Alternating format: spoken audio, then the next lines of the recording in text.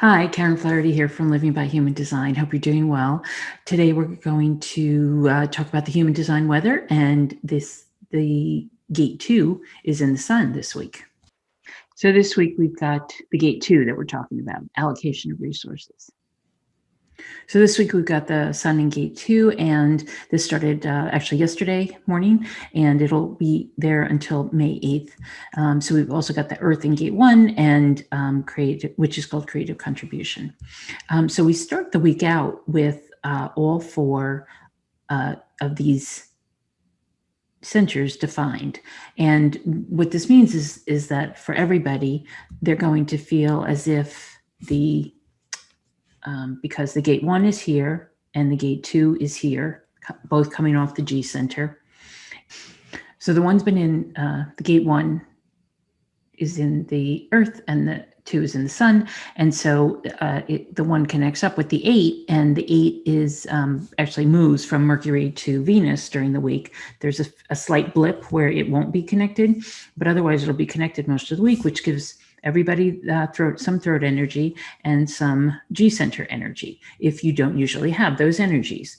It doesn't make the throat motorized, but it does make it defined at least. And so you might feel like you have a little more energy in the throat than usual. Also, the 9 and the 52 are both connected. And so they create a channel that highlights and defines both the sacral and the root center here, the sacral in red and the root in brown. And so again, if you don't usually have those energies, you will feel as if you have them all this week. And as I said, that will go through Saturday through May 8th. And so they'll stay defined all week. And so it's going to have non-sacral beings feel as if they're sacral, and it's going to have people who don't have a defined throat feel as if they have a defined throat. For me, in fact, I have the gate 14, so it will make me feel as if I'm a manifesting generator all week, which is interesting, right? It's a connection to the motor through the G, but because this is connected and the 2 is in, it'll with the 14, it makes it basically a complete line, which will make a lot of people feel as if they're basically anybody with the 14, no matter what type they are, they will feel as if they're manifesting generators. So for some sacral beings, or I should say for some non-sacral beings who don't feel that way, usually that's going to be a different feeling. It's almost like the feeling of there's a week just around Thanksgiving when everybody in the world is in a manifesting generator. It's going to feel like that. So be ready and be prepared. It will feel like a lot of energy this week. So just a little more information about the gate 2. So gate 2, I learned it as the allocation of resources.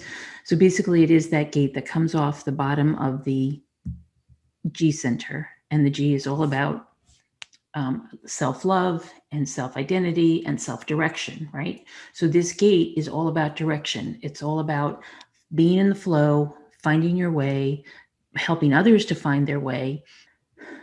So this gate is all about self-love and self-direction and basically being in the flow, allowing, it's a very yin energy. It's very female energy. It's also called, so the, in the I Ching, they call it direction of the self, or the receptive. And by the receptive, they mean the vessel, right? The female version, not the yang, it's the yin. It's all about receiving. It's about flowing. It's about being in harmony, being in unity, being in nature, being in just a way of being that allows you to have synchronicities occur that allow you to move forward, right?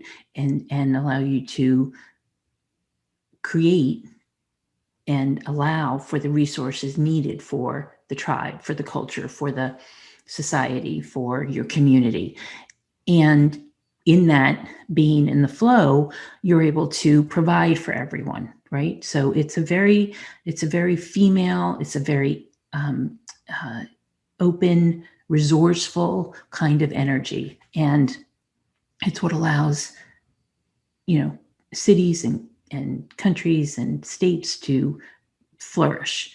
if they're having this, what the Jovian archive describes as this primal base through which any response is determined. It's the root of action, right? It's the root of allowing things to happen, allowing things to be. In IHTS, they call it the incarnation crosses this week, or the cross of direction, the cross of the driver, and the cross of defiance. And in the Gene Keys, he calls it dislocation is the shadow. Whereas if we're not locating ourselves, basically, if we're not having direction, we're dislocated, right? Or we're disoriented. And then the orientation is the gift, which is much more open, which is much more directed, which is much more flowing and in unity and able to take advantage, if you will, of the resources that are available to the community or the tribe or whatever. And then unity is the CD, or the highest expression, and unity meaning literally unity, like the universal field, the unity of everyone, unity consciousness. It's really that big an energy, and so it's pretty pretty important and pretty a pretty big deal in human design to have this this energy, because it can be so. At least on the high side, it can be very empowering. It can be very allowing and very much bringing people together with an intuitive knowingness that allows, again, for the resources to be used and to be taken in and used and distributed in a way that really helps everybody. So again, very feminine energy. Pair that, though, in the earth with the gate 1, which is the very yang. It's the most yang of all the energies, and it comes off the top of the G center. And the G is, again, all about self-love and self-direction. And so the 1 is creative self-expression in the original I Ching, and also part of the original, part of the individual circuit, and its creation as a primal force, the energy potential to manifest inspiration without limitation. And so this gate 1 is all about making a creative contribution to the world, really stepping up in a forceful way, in a, let's say, assertive way, in a much more male way that allows, or that steps into a force that basically can't be ignored. It's a very creative energy, but it's a very forceful energy as well. And so pairing the gate 1 with the gate 2, as you can see, can lead to some interesting, very yin, very yang, very female, very male. It's lots of energies going back and forth. And in a way, it's a balance, right? In a way, it's a way to bring these energies together so that they work together, so that they work within you, so that with that G center and the gates 1 and 2, the gates 1 and 2 activated in a way this week, we can then bring to us what we're desiring, what we're wanting, what we're really wanting to attract, because that G center is all about being the magnetic monopole. It is what draws and attracts the things that you want into you. And so the more you're in the flow, the more you're allowing, the more you're in that gate 2 energy that is all about creating and allowing resources, the more you'll be able to then also, allow for the gate 1 energy, which is very creative. And in the Gene Keys, the gate 1 is called entropy in the shadow, freshness is the gift, and beauty is the CD. So these are the different people this week that have birthdays in the gate 2, or in their sun. And again, those incarnation crosses are the cross of direction, which also is called the Sphinx in some of the quarters, the gate of the cross of the driver, and the cross of defiance. And so as you can see, we've got a number of different personalities, different types of personalities, some actors and actresses, but also Sigmund Freud, Eva Peron, Golda Meir. Interesting that both of those were leaders, female leaders in their respective countries. Karl Marx, Billy Joel, Willie Mays, Johannes Brahms, a composer, Adele, Bing Crosby, different people, but all in different types of creative fields, right? Whether it's science or music or acting, all different kinds of creative fields, and of a sort, being in the flow and allowing or not the creative flow to follow. And so this week in history, again, we had themes, right? We had themes of allocation of resources, bringing people together, bringing new people into power, or also making changes that affected everyone for the greater good. Since, in a way, we're talking about allocation of resources with the Gate 2, basically in 1944, the US was able, this week in history, they were able to stop the rationing of meats that had gone on during World War II, during the most of World War II. This happened to be in effect for about 3 years. Also in 1948, the US Supreme Court said that any covenant rules or any, kind of rules that were in effect about real estate that prohibited Blacks from buying real estate were unenforceable, which was a big deal in those days. In 1948, that was a big deal.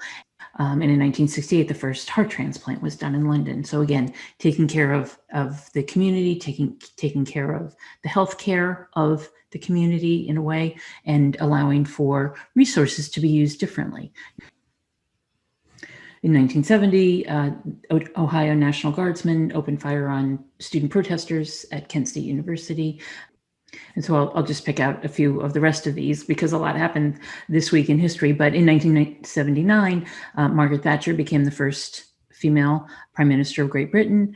Alan Shepard became the first American in space. And in 1954, the British runner Roger Bannister, whom you probably heard of, broke the 4-minute mile. But it was also the week that Civil Rights Act of 1960 was signed by President Eisenhower.